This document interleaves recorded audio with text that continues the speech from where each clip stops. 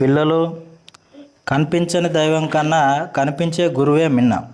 నేటి సమాజంలో ఏం జరుగుతుందంటే కనిపించని దైవాలకు వంగి వంగి మరి దండాలు పెడుతున్నారు.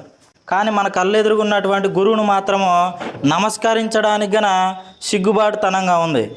ఎందుకు అలా జరుగుతుంది? అసలు మన భవిష్యత్తును మార్చేది ఒక గొప్ప గురువే.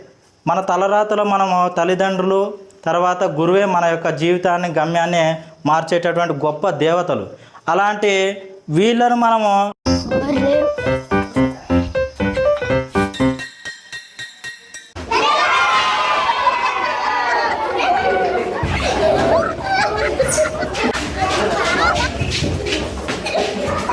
ఆగ్రా. చెప్పండి సార్. ఎవర్రా బెల్లు కొట్టింది? సార్ రాజేంద్ర గారు సార్. నాకు ఒకటి అర్థమవుతలేదు. ఈ రాజేంద్ర గారు రోజు బడికి బెల్లు కొట్టడానికి వస్తున్నాడు, చదవడానికి వస్తాడు?